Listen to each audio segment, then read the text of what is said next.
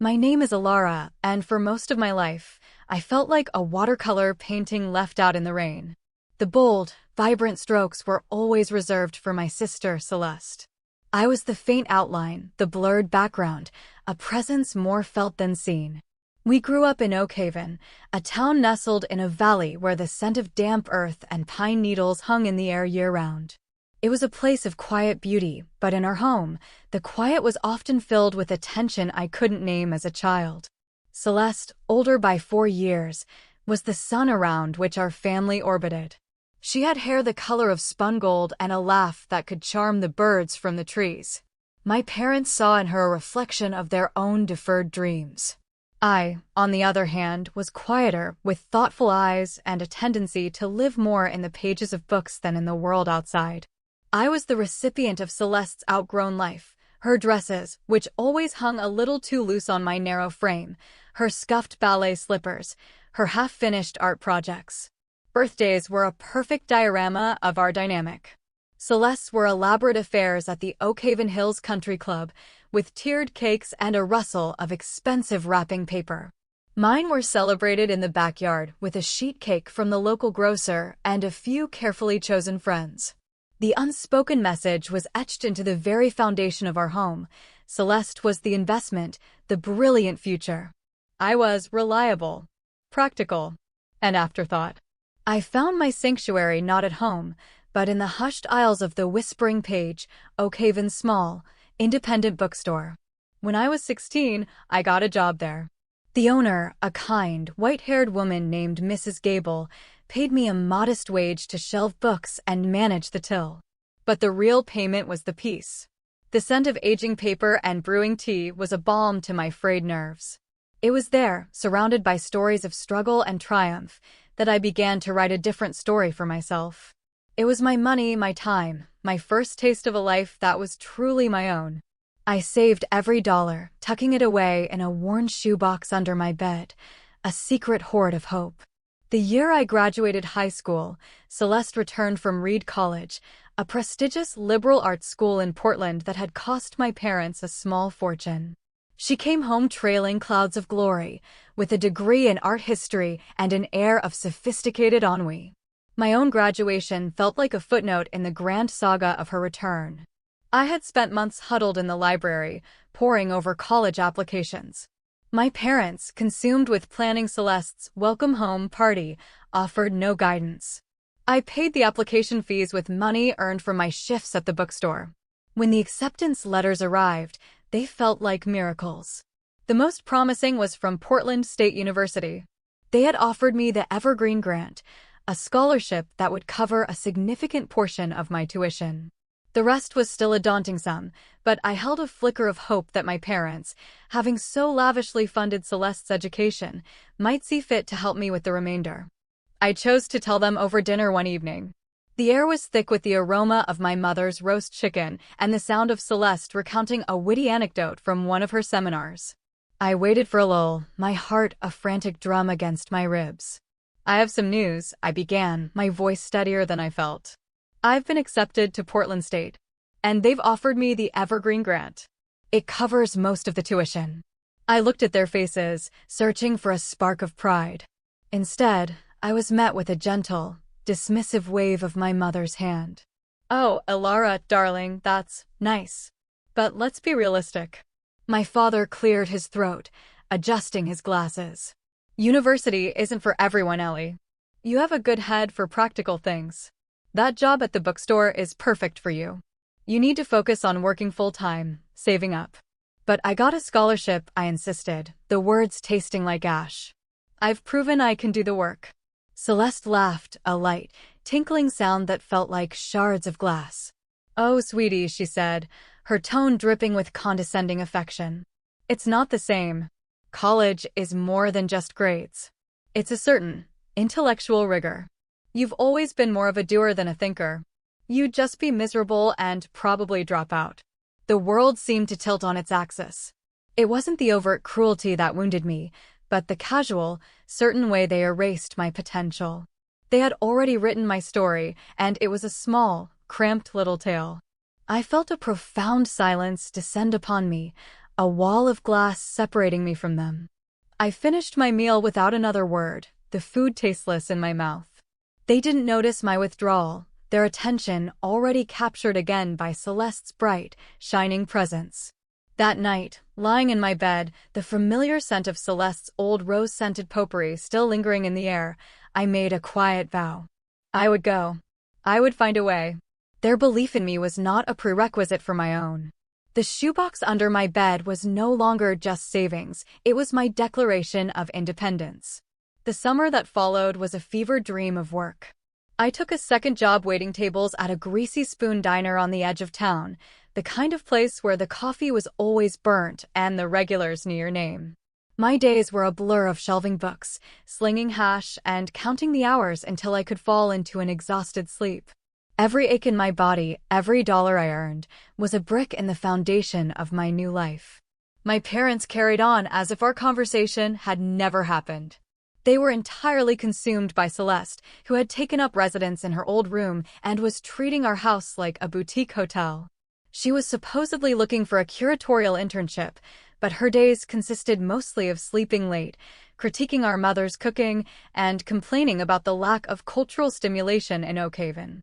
2 weeks before the fall semester was set to begin, my mother approached me as I was lacing up my worn-out sneakers for my diner shift. She had that placid, beatific smile she wore when she was about to deliver a verdict she considered both reasonable and final. "Elara, honey, we need to talk," she said, her voice soft. "Celeste needs a bit more room to breathe. She's decided to turn your room into a proper art studio. You know how important her creative space is to her." I stared at her, the blood draining from my face. My room? But I was planning to live here, to commute to Portland. It's the only way I can afford it. My mother sighed, a delicate, put-upon sound.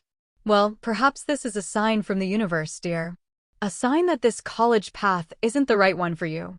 You could find a better full-time job here, save properly." "I'm not giving up on college," I said, my voice a low, fierce whisper. "Then you'll have to be resourceful," she replied, her smile never faltering. "Celeste really needs the space.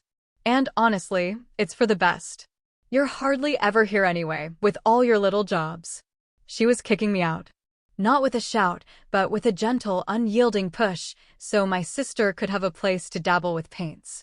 I wanted to scream, to rage, to shatter the placid mask of her maternal concern. Instead, a cold calm settled over me. When do I need to be out? This weekend would be ideal. It will give Celeste time to set things up before she gets started on her portfolio. My first call was to Lena, my best friend since grade school and my partner in crime at the Whispering Page. She was the one person who understood the suffocating atmosphere of my family. I explained the situation in clipped, emotionless sentences during my 10-minute break, huddled by the diner's overflowing dumpsters. "Are you kidding me?" Lena's voice crackled with indignation. "An art studio? I have no words. Listen, my place isn't much, but we can make it work. I have a tiny apartment in the city with 2 other girls from my nursing program. We could squeeze in a 4th. It's a shoebox, but the rent would be pennies." The apartment was in an older, slightly run-down part of Portland, smelling of damp concrete and the faint, sweet scent of the bakery downstairs. The walls were thin, the faucet in the kitchen sink had a persistent drip, and my room was a curtained-off alcove in the living room. But it was a haven. Lena and her roommates, Sarah and Kim, welcomed me with open arms and a pot of cheap spaghetti. They were all scrappers, working their way through school, fueled by caffeine and sheer force of will. We were a tiny, fierce tribe. That weekend, while my parents were driving Celeste to a networking event in Seattle, I packed my life into cardboard boxes and black trash bags. I left a short note on the kitchen counter with my new address, not for them, but for the faint, foolish hope that they might someday need to reach me. They never did. The next few years were the hardest of my life. I was a ghost haunting the city, perpetually in motion. My schedule was a brutalist piece of architecture. A 5 a.m. shift at a coffee shop near campus, a full slate of classes, an evening shift waiting tables, and late nights in the university library, the smell of old books a familiar comfort. Sleep was a luxury I couldn't afford, often snatched in 20-minute increments on the bus or with my head on a textbook. I lived on instant ramen, day-old pastries from the coffee shop, and the kindness of my roommates. When my only pair of jeans ripped beyond repair, Kim, who was a genius with a needle and thread, patched them for me. When I was running a fever but couldn't afford to miss a shift, Sarah, the nursing student, plied me with tea and checked my temperature. We were all running on empty, but we shared what little we had. About a year into this grueling routine, I had an encounter that burned itself into my memory. I was walking back to the apartment after a long shift, my clothes smelling of stale coffee and my body aching with fatigue. As I passed one of the trendier cafes in the Pearl District, the door opened and my family stepped out, laughing. My parents, Celeste, all of them dressed in smart, casual clothes, looking relaxed and happy. They saw me at the same time I saw them. A wave of shock, then pity, washed over their faces. I knew how I must have looked. I was thin, my face pale with exhaustion, my coat a threadbare hand-me-down from a thrift store. Alara. Celeste's voice was a mixture of surprise and something that sounded like morbid curiosity. My God, you look weathered. My father's gaze swept over me, a flicker of disappointment in his eyes. This is what happens when you're stubborn, Alara. We told you this would be difficult. You look so tired, darling, my mother said, her brow furrowed with what she probably thought was concern. This city life is clearly not agreeing with you. You're all skin and bones. Celeste giggled, a sound that grated on my raw nerves. You know, that whole starving artist look is very chic right now. If I had my camera, I'd take your picture. It's very authentic. The word authentic hung in the air between us, a cruel, glittering barb. They saw my struggle not as a testament to my resilience, but as a pitiable aesthetic, a cautionary tale. Humiliation, hot and sharp, washed over me. I muttered something about being late and pushed past them, their laughter following me down the street. I didn't stop walking until I was safely inside our cramped apartment, where I collapsed onto my mattress and cried until there were no tears left. That night, something inside me shifted. The pain curdled into a quiet, unshakable resolve. I wasn't doing this to prove them wrong anymore. I was doing this to prove myself right. I was worthy of more than their pity, more than the small life they had envisioned for me. I was worthy of the future I was bleeding for, one cup of coffee and one textbook page at a time. I channeled my hurt not into anger, but into fuel. My grades, already good, became exceptional. I sought out professors, asked questions, and volunteered for extra projects. I was building a life, brick by painful brick, that would one day be a fortress. The remaining years of university passed in a montage of hard work and quiet determination. I graduated magna cum laude with a degree in graphic design and marketing. On the day of the ceremony, I scanned the crowd out of habit, a lingering childhood reflex. My family wasn't there, but Lena's parents were, and when my name was called, they cheered louder than anyone, their faces beaming. Lena, Sarah, and Kim were there too, my small, steadfast tribe. Their pride was real and untainted by pity or expectation, and it meant more to me than any parental approval ever could. One of my professors, Dr. Anya Sharma, had taken a special interest in me. She saw past my worn clothes and weary eyes to the fierce intelligence and creative spark within. Alara, she told me after reviewing my final portfolio, you have a rare combination of artistic sensibility and strategic thinking. Don't ever let anyone make you feel small. Your work speaks for itself. She made a few calls on my behalf, opening doors I never would have found on my own. The job offers began to trickle in. I accepted a position as a junior designer at Ethereum Designs, a rising tech firm in downtown Portland known for its innovative and human-centered approach. The starting salary felt like a king's ransom. For the first time in my adult life, I could breathe. I moved out of the cramped apartment and into a bright, clean one-bedroom in a quiet neighborhood. It had a small balcony that overlooked a cherry blossom tree. The first thing I bought was a rail bed with a thick, comfortable mattress. The first time I went grocery shopping and filled my cart without frantically calculating the total, I almost wept in the checkout line. I was no longer just surviving, I was beginning to live. Work was my salvation. I poured all the energy I had once dedicated to survival into my career. I was the first to arrive and the last to leave. I took on challenging projects, offered fresh ideas, and learned everything I could. My boss, a sharp, intuitive woman named Clara, noticed. Within 18 months, I was promoted to lead designer. 2 years after that, I was made the creative director for my entire division. The money was no longer just a means of survival, it was a tool. I saved aggressively, investing wisely with Clara's guidance.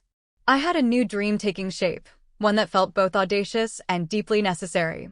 I wanted to buy a house. Not a sprawling mansion, but a sanctuary. A place with roots, a garden, a front porch. A physical manifestation of the security and peace I had fought so hard to build for myself. The only thread connecting me to my family was my mother's sister, Aunt Margot. She was a kind, pragmatic woman who had always treated me with a gentle fairness that stood in stark contrast to my parents. We spoke on the phone every few months. She never pushed, but she would occasionally share snippets of family news. Celeste got married, she told me during one call. A man she met at some art gallery opening. They had a big, splashy wedding at the coast. That's nice for her, I said, the words feeling hollow and distant. A year later, the story had changed. Things are a bit rocky for Celeste, Margot said, her voice laced with concern. Her husband's tech startup went under. They're living with your parents now. Money is very tight. I remained silent, a complicated knot of emotions tightening in my chest. Pity Ward with a grim sense of irony. She has a little boy now, Margot continued. And another on the way. 2 babies in that little house. I know your mother is feeling the strain. Do they ever ask about me? The question escaped before I could stop it. Margot paused. They tell people you're still finding yourself in Portland. Your mother mentions you're working some little design job. Celeste jokes that you probably live in a commune. I laughed, a short, sharp sound devoid of humor. Do they know I graduated? I don't believe so, dear. The topic of your education, it never seems to come up. By the time I was 29, I was ready. I'd spent months with a realtor, exploring neighborhoods. I fell in love with a 1920s craftsman bungalow in the Laurel Hill neighborhood. It had original hardwood floors, a fireplace, and a deep, welcoming front porch. The backyard was a tangle of overgrown roses and lavender, a wild space just waiting for a patient hand. It was perfect. The day I signed the closing papers, a profound sense of calm settled over me. I walked through the empty rooms, the sound of my footsteps echoing, and felt the weight of years of striving begin to lift. This was mine. Every floorboard, every window pane, every square inch of earth in the backyard. I spent the next month making it my own. I chose each piece of furniture with care, delighting in the luxury of choice. A deep velvet sofa, a solid oak dining table, shelves for the hundreds of books I'd collected. Everything was new, chosen, and loved. There were no hand-me-downs, no ghosts of someone else's life. I called Aunt Margot to share my news, my voice brimming with a joy I couldn't contain. You bought a house, she gasped. Oh, Elara, that's just wonderful. I'm so incredibly proud of you. I'm having a small housewarming in a few weeks. I would love for you to be there. I wouldn't miss it for the world, she promised. I should have known the news would travel. Perhaps, deep down, a part of me wanted it to. 2 weeks later, on a misty Saturday afternoon, my doorbell rang. I opened it to find my parents and a heavily pregnant, weary-looking Celeste on my porch. My father was holding a toddler by the hand. For a long moment, we all just stood there, caught in a tableau of mutual shock. Elara, my mother said, breaking the silence with a strained brightness. Aunt Margot told us your news. We thought we'd stop by. They didn't wait for an invitation, pushing past me into the entryway. I watched them, my heart a cold stone in my chest, as their eyes swept over the living room, taking in the warm wood, the comfortable furniture, the art on the walls. I saw envy flicker in Celeste's eyes, plain and sharp. How on earth did you afford this? She asked, her voice flat. I have a good job, I said simply. It's a very nice place, my father conceded, a note of grudging surprise in his voice. What are you doing here? I asked, finally finding my voice. We're family, Elara, my father said, as if it were the simplest answer in the world. "We don't need an invitation to see our daughter's new home." It was then that my mother, who had been circling the room like a hawk, stopped and turned to me. Her expression was one of serene, unshakable conviction. "It's a lovely house, darling," she said. "Truly. But it's much too large for just one person, isn't it?" I stared at her, a sense of surreal dread creeping up my spine. "What are you talking about?" "Well," she continued, gesturing around the space, "it's just that this place would be so perfect for Celeste. For her family. She has the children and another on the way. They're all crammed into our little house. They need a home like this." My father nodded in grave agreement, settling himself uninvited onto my new velvet sofa. "Your mother is right.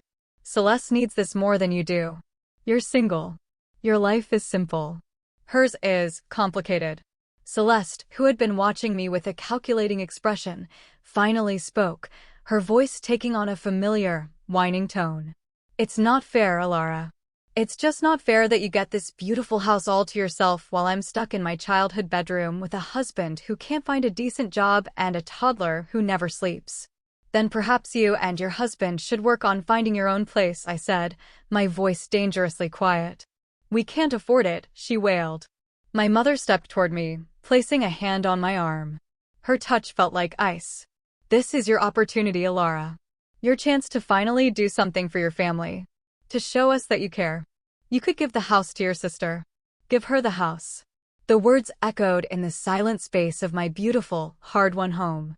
They stood there, the three of them, in the sanctuary I had built from my own pain and perseverance, and demanded I hand it over as if it were just another one of Celeste's hand-me-downs. A laugh, sharp and incredulous, escaped my lips. "I need to make a phone call," I said, my voice eerily calm. "Please, make yourselves comfortable." They exchanged triumphant glances, a shared look of victory. They believed I was caving. I walked into my office, closed the door, and took a deep, steadying breath. I didn't call the police. That felt too much like their brand of drama. My fight would be quieter, sharper, and entirely my own. I pulled out my phone and dialed the number for the realtor who had sold me the house. "Mr. Henderson, hello." "It's Alara Vance," I said, my voice crisp and professional. "I apologize for calling on a weekend, but I have a brief, urgent question. Could you do me a favor? I'm going to put you on speakerphone. I have some family visiting and they have some questions about the property." "Of course, Alara." "Happy to help," his cheerful voice replied. I walked back into the living room, my phone in my hand. My family looked up, expectant smiles on their faces. Celeste was already measuring a wall with her eyes, likely planning where to hang a family portrait. "I have my realtor on the line," I announced, placing the phone on the coffee table and pressing the speaker button. "He's going to clarify a few things for us." My mother's smile tightened. "That's not necessary, dear." "Oh, I think it is," I said sweetly. "Mr. Henderson, my family is under the impression that this house is something I can just give away. Could you briefly explain the financial and legal realities of this property?" There was a slight pause on the other end, then Mr. Henderson's professional voice filled the room. "Certainly. Well, to start, Ms. Vance purchased the home for $785,000. She secured a 30-year fixed-rate mortgage after making a 25% down payment of $196,250. Her name is the only one on the deed of title, making her the sole legal owner. To give the house to someone would entail either selling it to them at fair market value, which would require them to secure their own financing, or engaging in a gift transfer, which would have significant tax implications for both parties, likely in the tens of thousands of dollars, and would still require assuming the remainder of the mortgage, which stands at over $500,000. He continued on about property taxes and homeowners insurance, but I wasn't listening to the details. I was watching their faces. My father's jaw had gone slack. My mother's face was a mask of pale, sputtering disbelief. Celeste looked as if she'd been slapped. The numbers, cold, hard, and undeniable, had done what years of my pleading never could. They had silenced them. The fantasy they had constructed, in which my success was a trifle they could claim and redistribute at will, had just collided with reality. "Does that answer your questions?" I asked into the thick, stunned silence. "Thank you, Mr. Henderson," I said, picking up the phone. "That was very helpful." I ended the call and looked at the three of them. "I believe you were leaving." It was my father who recovered first. He stood up, his face flushed with anger and embarrassment. "This is obscene," he stammered. "No," I said, my voice quiet but firm. "This is a mortgage. This is a deed. This is my house." They shuffled toward the door in a cloud of resentful silence. Celeste wouldn't look at me. As my mother passed, she turned, her eyes glittering with unshed tears of frustration. "You've built a wall around yourself, Alara. I hope you're happy in your fortress, all alone." "I am," I said. And the most surprising thing was, it was true. I watched them climb into their car and drive away, disappearing down the tree-lined street. I closed the door, leaned my forehead against the cool wood, and felt a wave of pure, unadulterated peace wash over me. It wasn't triumph. It was release. The final chain had been broken. 2 weeks later, my house was filled with light, laughter, and the scent of baking bread. My housewarming party was perfect. Lena, Sarah, and Kim were there, along with my friends from Ethereum and my mentor, Dr. Sharma. Aunt Margot arrived with a bottle of champagne and a beautiful orchid. "For new beginnings," she said, giving me a long, heartfelt hug. We ate and drank and talked, and for the first time, I felt truly at home, not just in the house, but in my own skin. I was surrounded by my chosen family, people who had seen my struggle and celebrated my strength, people who loved me for who I was, not for what I could do for them. Late that night, after everyone had gone, I was tidying up when my phone buzzed. It was my mother. I hesitated, then answered. "Alara," her voice was thin, pleading. "We need to talk this through. Family is supposed to support each other." I walked to the window and looked out at my quiet garden, silvered by the moonlight. "You're right," I said softly. "Family is supposed to support each other.